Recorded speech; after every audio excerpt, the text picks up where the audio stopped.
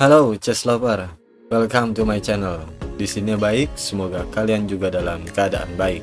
Oke, kali ini saya akan membahaskan permainan dengan pembukaan yang sangat populer di kalangan pecatur, yaitu opening Italian game. Pembukaan yang sangat mudah diingat, namun di dalamnya penuh strategi dan penuh teka-teki. Kali ini kita akan membahas cara mengendalikan sebagai buah hitam. Di sini penting sekali kita membaca pergerakan inisiatif serangan dari lawan. Oke, tidak berlama-lama, langsung saja kita mulai langkah-langkahnya. Dimainkan pion E4, kita balas pion E5. Selanjutnya kuda F3 dan kita balas kuda C6. Dan putih gajah C4. Ini ciri khas daripada pembukaan Italian game. Oke, di sini kita lanjutkan kuda F6 mengancam pion pusat. Dalam posisi ini banyak sekali secara teori jawaban-jawaban yang bisa ditempuh oleh putih, seperti kuda, pion, kuda ke G5 atau menteri, dan bisa juga melakukan rokade secepatnya.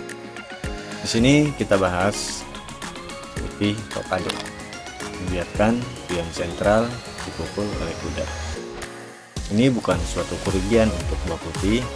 Buah putih dapat mengambil kembali dalam langkah selanjutnya dengan benteng ke E8. Namun tergantung daripada susunan jawaban dari buah putih tersebut. Oke, di sini kita terima kuda pukul pion E4.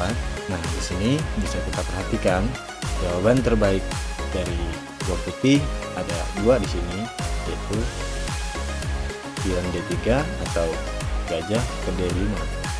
Semisal pion di sini D3 mengancam kuda, kita jawab F6, kembali tempat. Selanjutnya putih akan menaruh bentengnya ke 1. Di sini mengancam pion 2 kali. Jangan khawatir, di sini kita bisa lanjutkan gajah E7 dan putih akan memukul, mengambil kekurangan setelah kita pukul dan kami pukul. Ini perjalanan yang normal. Kembali dalam posisi ini, kalau semisalnya buah putih gajah ke D5 mengancam kuda, di sini kita kembalikan ke F6 ke tempat asal lagi. Dan selanjutnya di sini putih harus memukul kuda. Setelah pukul gajah, maka dia akan mengambil kembali kekurangan. Setelah gajah D6, dia akan melanjutkan benteng, barulah kita rokade. Ini perjalanan yang normal. Oke, kembali. Sekarang bagaimana dalam posisi ini? Kalau misalnya buah putih memberikan serangan agresif, benteng ke E1 menekan kuda. Dalam posisi ini, kalau kita salah memberikan respon langkah, maka kita akan mendapatkan serangan rudal balistik yang tiada henti dalam langkah-langkah selanjutnya. Misal di sini kita pindahkan kuda ke F6, putih akan memukul pion untuk mengambil kekurangannya sekaligus mengajak pertukaran. Setelah kuda memukul, ini akan mendorong pion terlebih dahulu buat pinning pada kuda. Keadaan kuda pinning, sini kuda pasti hilang. Dan sini kalau misalnya gajah E7, kita akan dilanjutkan memukul, kuda mundur ke G8, dilanjutkan menteri masuk ke H5 mengancam skakmat. Kalau di sini ditutup oleh pion, sini akan ke F3 kembali mengancam skakmat. Kalau misalnya pion F6 akan dipukul oleh pion, dipukul oleh kuda, dan dipukul oleh menteri. Gajah tidak dapat memukul di sini karena pinning oleh benteng. Sini benteng ke F8 mengancam menteri. Menteri akan ke G7, dan selanjutnya semisal pion akan dilanjutkan gajah. Bisa kita lihat dalam posisi ini, posisi kita sangat tekan. Sini gajah menekan, menteri menekan, benteng menekan. Tekan 3 kali dan keadaan pining. Hanya tinggal nunggu beberapa saat akan terjadi kehancuran dalam pertahanan kita. Oke, kita kembali. Dan kalau misalnya kita merespon dengan pion F4, di sini putih akan memberikan pion ke D3 mengancam kuda, otomatis kuda menghindar. Sini ke F6 ya, dilanjutkan mengambil kekurangan. Dan kalau misalnya kita menolak di gajah ke E7, sini kuda akan masuk ke F7, membuat working menteri dengan benteng. Otomatis langkah selanjutnya menteri akan hilang. Oke,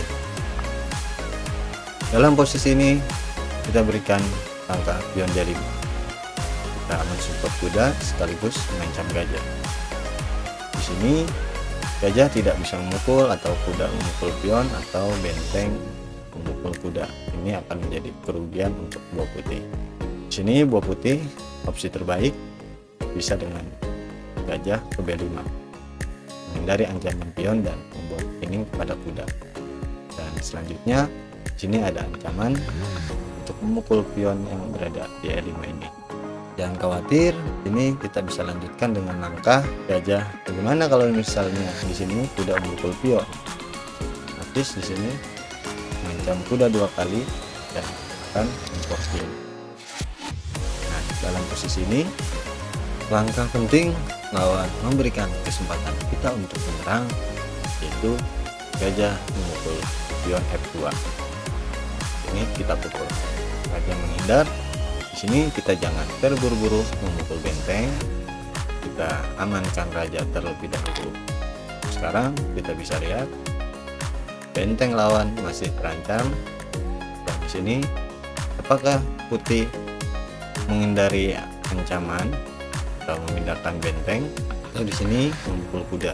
Kalau misalnya di sini memukul kuda, kita pukul terlebih dahulu. Setelah dipukul, nah, benteng kita di sini terancam. Dan khawatir, di sini kembali jangan memukul benteng terlebih dahulu. Di sini kita berikan langkah kejutan dengan gajah mengancam menteri. Sekarang lawan harus memilih. Di sini kalau misalnya menteri memukul dengan secara gratis terlihat, bisa kita lanjutkan di sini memukul benteng. Selanjutnya di sini kita mengancam skak sekaligus forking menteri. Pastinya di sini lawan akan berusaha menghindari ancaman terkena skak menteri. Bisa jadi di sini geser raja atau memindahkan menteri. Misal di sini memindahkan menteri.